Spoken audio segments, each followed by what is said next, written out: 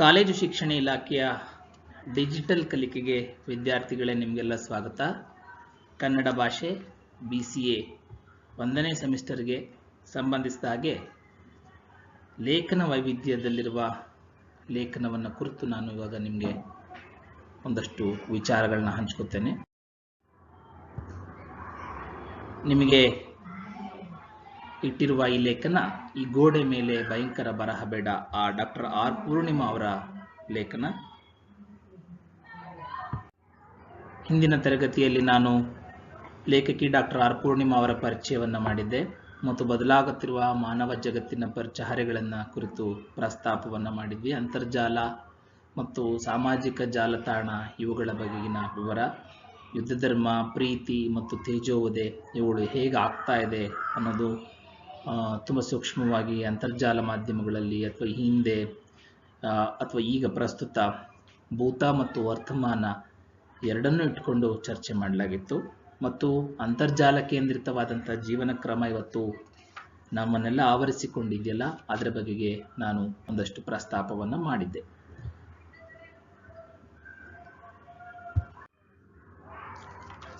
ಈ ಗಂಟೆಯಲ್ಲಿ ಈ ಗೋಡೆ ಮೇಲೆ ಭಯಂಕರ ಬರಹ ಬೇಡ ಎನ್ನುವ ಲೇಖನದ ಮುಂದುವರೆದ ಭಾಗವನ್ನು ನಾವು ಚರ್ಚೆ ಮಾಡೋಣ ಅಥವಾ ಪ್ರಸ್ತಾಪಿಸೋಣ. ಜೀವನ ಶೈಲಿ ಬದಲಾಗ್ತಾ ಇದೆ, ಅದು ನಾವೆಲ್ಲರೂ ಅದನ್ನು ಗಮನಿಸ್ತಾ ಇದ್ದೀವಿ. ಸಂಬಂಧಗಳು ಸರಳವಾಗ್ತಾ ಇದ್ದಾವೆ ಅಥವಾ ಎಲ್ಲವೂ ಕೂಡ ನಾವು ಅಂತರ್ಜಾಲವನ್ನು ಅವಲಂಬಿತವಾಗಿ ಬದುಕನ್ನು ರೂಪಿಸ್ಕೊತಾ ಇದ್ದೀವಿ, ಪ್ರತಿಯೊಂದು ಕೂಡ.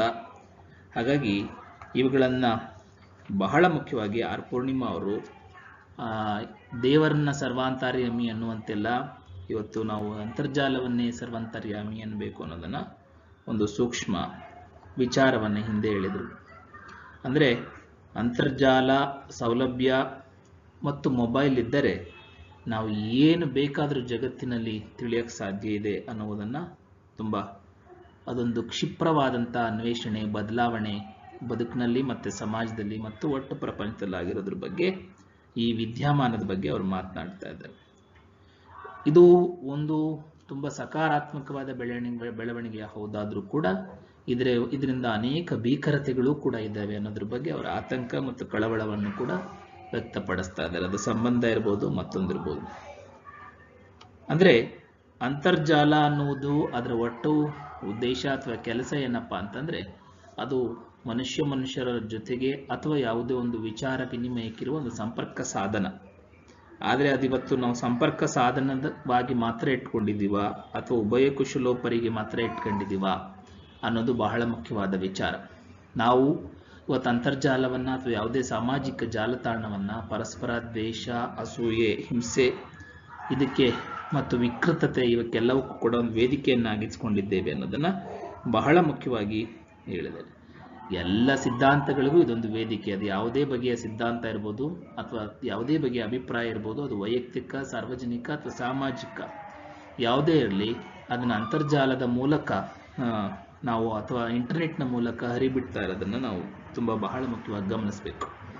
ಅಂತರ್ಜಾಲ ಎನ್ನುವುದು ಜಗತ್ತಿನಾದ್ಯಂತ ಇವತ್ತು ಪತ್ರಿಕೆ ಇರ್ಬೋದು, ದೂರದರ್ಶನ ಇರ್ಬೋದು, ಅಥವಾ ಬಾನುಲಿ ಇರ್ಬೋದು, ಅಥವಾ ಸಮೂಹ ಮಾಧ್ಯಮಗಳಿರ್ಬೋದು, ಇವುಗಳನ್ನು ಕೂಡ ದಾಟಿ ಹೇಗೆ ಒಂದು ಬೃಹತ್ ಬಹುಮಾಧ್ಯಮವಾಗಿ ಬೆಳ್ಕೊಳ್ತಾ ಇದೆ ಅನ್ನೋದನ್ನು ಅಥವಾ ಸಾಮಾಜಿಕ ಮಾಧ್ಯಮವಾಗ್ತಾ ಇದೆ ಅನ್ನೋದನ್ನು ಲೇಖಕಿ ತುಂಬ ಚೆನ್ನಾಗಿ ವಿಸ್ತಾರವನ್ನು ಮಾಡಿ ಹೇಳ್ತಿದ್ದಾರೆ.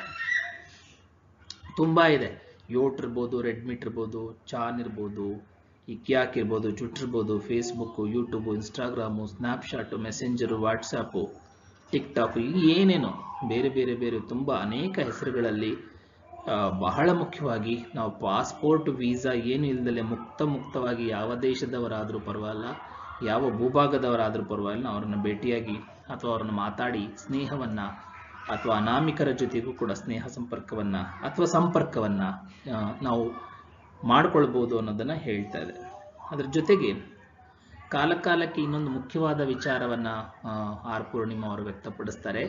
ಪ್ರತಿ ಕಾಲದಲ್ಲೂ ಕೂಡ ತಂತ್ರಜ್ಞಾನ ಅನ್ನೋದು ಇದ್ದೇ ಇರ್ತದೆ. ಆಯಾ ಕಾಲದ ತಂತ್ರಜ್ಞಾನವನ್ನು ಅದು TV ಬಂದಾಗ ಅಥವಾ ನ್ಯೂಸ್ ಪೇಪರ್ ಬಂದಾಗ ಅಥವಾ ಇನ್ನೊಂದು ಬಂದಾಗಲೂ ಆಯಾ ಕಾಲದಲ್ಲಿ ಆ ಕಾಲದ ಸಂದರ್ಭ ಮತ್ತು ಅಲ್ಲಿನ ಪ್ರದೇಶವಾರು, ದೇಶವಾರು ಅಥವಾ ರಾಜ್ಯವಾರು, ಸ್ಥಳೀಯತೆ, ಪ್ರಾದೇಶಿಕ ನೆಲೆ ಏನೇ ಇರ್ಬೋದು, ಅವುಗಳು ಆ ಕಾಲದ ತಾಂತ್ರಿಕತೆಯನ್ನು ಅಥವಾ ತಂತ್ರಜ್ಞಾನವನ್ನು ಬಳಸ್ಕೊಂಡಿರುತ್ತೆ. ಪ್ರಭುತ್ವ ಕೂಡ ಸಮರ್ಥವಾಗಿ ಅದನ್ನು ಬಳಸ್ಕೊಂಡಿದೆ. ಹಿಟ್ಲರ್ ಸೇರಿದಂತೆ ಅನೇಕರು ಇದನ್ನು ಬಳಸ್ಕೊಂಡಿದ್ದಾರೆ ಅನ್ನೋ ಉಲ್ಲೇಖವನ್ನು ಕೊಟ್ಟು, ಅಭಿವ್ಯಕ್ತಿ ಸ್ವಾತಂತ್ರ್ಯ ಅಂತೇನಿದೆ, ಅಭಿವ್ಯಕ್ತಿ ಸ್ವಾತಂತ್ರ್ಯಕ್ಕೆ ಥರದೊಂದು ದೊಡ್ಡ ಸಂಕೋಲೆಗಳು ಎದುರಾಗುತ್ತೆ ಅನ್ನೋದನ್ನು ಕೂಡ ಬಹಳ ಮುಖ್ಯವಾಗಿ ಹೇಳಲಾಗ್ತದೆ. ಆದರೆ ಈ ಅಂತರ್ಜಾಲ ಮಾಧ್ಯಮಕ್ಕೆ ಯಾರ ಹಂಗೂ ಇಲ್ಲ, ಅದೊಂದು ಸೋಷಿಯಲ್ ಮೀಡಿಯಾ, ಅದೊಂದು ಸಾಮಾಜಿಕ ಮಾಧ್ಯಮ ಅನ್ನೋದನ್ನು ತುಂಬ ಸೂಕ್ಷ್ಮವಾದ ವಿಚಾರವನ್ನು ಲೇಖಕಿ ಪ್ರಸ್ತಾಪ ಮಾಡ್ತಾರೆ.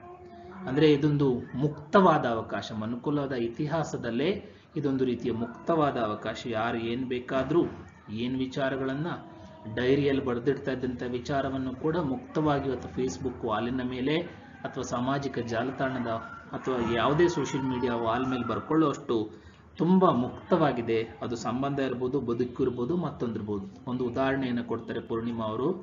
ಕಡಲೆಕಾಯಿ ಸಿಪ್ಪೆಯನ್ನು ಸುರಿದು ತಿಂದೆ ಅನ್ನುವ ಒಂದು ವಿಚಾರವನ್ನು ಅವರ ಫೇಸ್ಬುಕ್ ವಾಲ್ನಲ್ಲಿ ಅಥವಾ ಸಾಮಾಜಿಕ ಜಾಲತಾಣದ ವಾಲ್ ಮೇಲೆ ಬರ್ಕೋತಾರೆ ಅಂತ.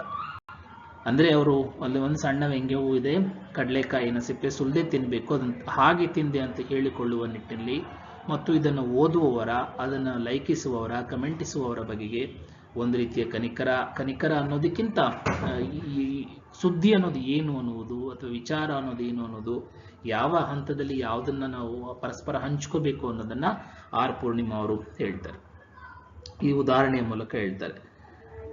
ಮತ್ತು ಇನ್ನೂ ಸೂಕ್ಷ್ಮವಾದಂಥ ವಿಚಾರಕ್ಕೆ ಅವರು ಲೇಖಕಿ ಕೈ ಹಾಕ್ತಾರೆ. ಅಂದರೆ ಏನಪ್ಪ ಅದು ಅಂತಂದರೆ, ಇವತ್ತು ಸಾಮಾಜಿಕ ಜಾಲತಾಣಗಳ ಮೂಲಕ ಒಂದು ಇತಿಹಾಸ ನಿಮಗೆ ಎಲ್ಲ ಕಾಲಘಟ್ಟದಲ್ಲೂ ಕೂಡ ನಾನು ಹಿಂದೆ ಹೇಳಿದೆ ಪ್ರಭುತ್ವ ಮಾಧ್ಯಮವನ್ನು ಬಳಸ್ಕೊಂಡಿರುತ್ತೆ, ಅದು ಯಾವುದೇ ಇರ್ಬೋದು. ಹಾಗೆ ಇದು ಕೂಡ ಏನು ಅಂತರ್ಜಾಲದಲ್ಲಿ ಕೂಡ ಇವತ್ತು ಏನಾಗ್ತಾ ಇದೆಯಪ್ಪ ಅಂದರೆ, ವರ್ಗ, ಜಾತಿ, ಲಿಂಗ ಈ ಸೂಕ್ಷ್ಮತೆಗಳ ವಿಚಾರಗಳು ಕೂಡ ತುಂಬ ಅವ್ಯಾಹತವಾಗಿ ಒಂದು ವಿಕೃತ ಮನಸ್ಥಿತಿ, ಅದಕ್ಕೆ ಒಂದು ರಾಜಕೀಯ ಹಿನ್ನೆಲೆ ಇದ್ದಂತೆ, ರಾಜಕೀಯ ಹುನ್ನಾರದ ಹಾಗೆ ಬಳಸ್ಕೊಳ್ತಾರೆ. ಅಂದರೆ ಇನ್ನೊಂದು ಸಾಧ್ಯತೆಯೂ ಇದೆ, ಇದುವರೆಗೂ ಯಾರಿಗೆ ತಮ್ಮ ಅಭಿವ್ಯಕ್ತಿಗೆ ವೇದಿಕೆ ಇರಲಿಲ್ವೋ ಅಂತ ಅಭಿವ್ಯಕ್ತಿಗೆ ಈ ಥರದ ಮಾಧ್ಯಮಗಳು ತಾವೇ ಬರೆದು ಪ್ರಕಟಿಸಬಹುದಾದಂಥ ತಮ್ಮ ಅಭಿಪ್ರಾಯಗಳನ್ನ ಹಂಚಿಕೊಳ್ಳಲು ಸಾಧ್ಯವಿರುವ ಒಂದು ದೊಡ್ಡ ಸಾಧ್ಯತೆಯಾಗಿಯೂ ಕೂಡ ಇದು ಕಾಣಿಸುತ್ತೆ. ಅಂದರೆ ನಾವು ಬರೆದ ಬರಹ ಬೇಕಾದ್ರೆ ಮುಖ್ಯಮಂತ್ರಿಗೂ ತಲುಪೋದು, ಪ್ರಧಾನಿಗೂ ತಲುಪೋದು ಅಂತ ಲೇಖಕಿ ಹೇಳ್ತಾರೆ.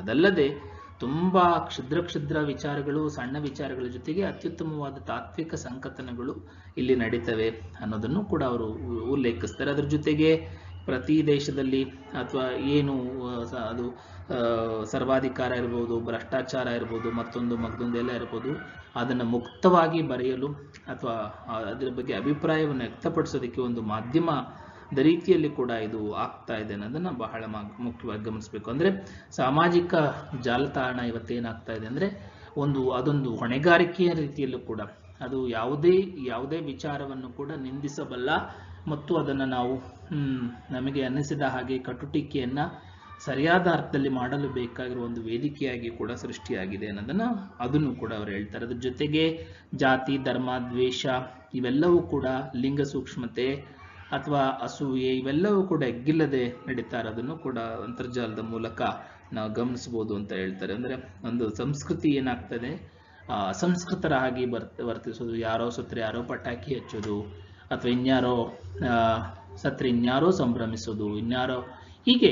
ಅಂದರೆ ಸಂಸ್ಕೃತಿ ಅನ್ನೋದು ನಮ್ಮ ಸಂಸ್ಕೃತಿ, ಅದಕ್ಕೆ ವಿರೋಧವಾದಂತಹ ಚಟುವಟಿಕೆಗಳು ಕೂಡ ಆತರ ಇನ್ನೊಬ್ಬರ ವ್ಯಕ್ತಿತ್ವವನ್ನು ತೇಜೋವಧೆ ಮಾಡುವ ನಿಟ್ಟಿನಲ್ಲೂ ಕೂಡ ಸಾಮಾಜಿಕ ಜಾಲತಾಣಗಳಲ್ಲಿ ನಡೀತಾ ಇದೆ. ಅಂದರೆ ಅವರ ವಾಲ್ ಮೇಲೆ ಬರ್ಕೊಳ್ತಾ ಇದ್ದಾರೆ, ಬರೀತಿದ್ದಾರೆ ಅನ್ನುವಂಥ ಇದ್ರ ಜೊತೆಗೆ ಇಂಟರ್ನೆಟ್ ಟ್ರೋಲಿಂಗ್ ಕೂಡ ನಡೀತಾ ಇದೆ. ಯಾವುದೋ ಒಂದು ವಿಚಾರನ ಟ್ರೋಲ್ ಮಾಡೋದು, ಅಂದರೆ ಬೆಳಗಾಗುವ ಹೊತ್ತಿಗೆ ಅವರನ್ನು ಜನಪ್ರಿಯಗೊಳಿಸುವ ಒಂದು ಸಾಧ್ಯತೆಗಳು ಕೂಡ ನಾವು ಗಮನಿಸಬೇಕು.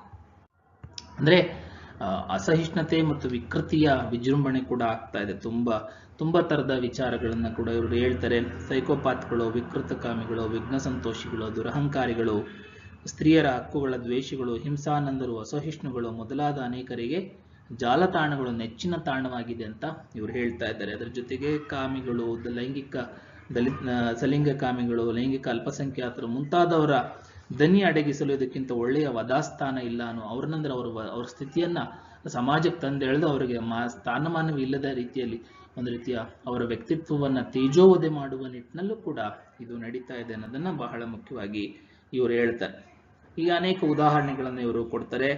ಆಮೇಲೆ ಬಹಳ ಮುಖ್ಯವಾಗಿ ಇವರು ಲೇಖಕಿ ತಮ್ಮ ಲೇಖನದ ಅಂತಿಮಕ್ಕೆ ಬರೋ ಹೊತ್ತಿಗೆ ಸಾಮಾಜಿಕ ಜಾಲತಾಣ ಅಥವಾ ವ್ಯವಸ್ಥೆನೆಲ್ಲ ಕುರಿತು ಮಾತನಾಡ್ತಾ ಸ್ವಚ್ಛ ಅಂತರ್ಜಾಲ ಭಾರತವನ್ನು ನಾವು ಸೃಷ್ಟಿಸಬೇಕು. ಅಂತರ್ಜಾಲ ಬೇಡ ಅಂತಿಲ್ಲ, ನಿರಾಕರಣೆ ಇಲ್ಲ, ಅದಕ್ಕೆ ಒಂದು ಸ್ವಚ್ಛತೆಯನ್ನು ತಂದು ಕೊಡಬೇಕು. ಅಲ್ಲಿ ಏನು ಬೇಕಾದ್ದು ಬೇಡವಾದ್ದೆಲ್ಲವನ್ನು ನಾವು ತುಂಬ್ತಾ ಇದ್ದೀವಲ್ಲ, ಆ ತುಂಬ್ತಾ ಇರೋದನ್ನು ಬಿಟ್ಟು ಅಗತ್ಯವಾದಂತಹ ಮತ್ತು ಸಮಾಜ ವ್ಯವಸ್ಥೆ, ಕುಟುಂಬ, ಮಕ್ಕಳು, ಹೆಣ್ಣು ಗಂಡು, ಯುವಕರು ಇವರೆಲ್ಲರೂ ಒಳಗಾಗಬಹುದಾದ, ಇವರೆಲ್ಲರೂ ಎದುರಾಗಬಹುದಾದ ಒಂದು ಸಾಹಿತ್ಯಿಕ, ಸಾಂಸ್ಕೃತಿಕ ಅಥವಾ ಸಾಮಾಜಿಕವಾದಂತಹ ಒಂದು ಸ್ವಾಸ್ಥ್ಯವಿರುವ ಅಥವಾ ಸಾಮಾಜಿಕ ಆರೋಗ್ಯವಿರುವ ಒಂದು ವಾತಾವರಣವನ್ನ ಈ ಅಂತರ್ಜಾಲದ ಮೂಲಕ ಕಲ್ಪಿಸಬೇಕು ಅನ್ನೋದನ್ನ ಇವರು ಹೇಳ್ತಾರೆ. ಅನೇಕ ಅಪಹಾಸ್ಯಗಳನ್ನು ಕೂಡ ಮಾಡ್ತಾರೆ. ಬುದ್ಧಿಜೀವಿಗಳು, ಸುದ್ದಿಜೀವಿಗಳು, ಲಬ್ಧಿಜೀವಿಗಳು ಮುಂತಾದ ವಿಚಾರಗಳನ್ನು ಕೂಡ ಅವರು ಅಂದರೆ ಉದಾಹರಣೆಗಳನ್ನ ತೆಗೆದುಕೊಂಡು ಮಾತಾಡ್ತಾರೆ. ಒಟ್ಟಾರೆಯಾಗಿ ನಾವು ಸ್ವಚ್ಛ ಅಂತರ್ಜಾಲ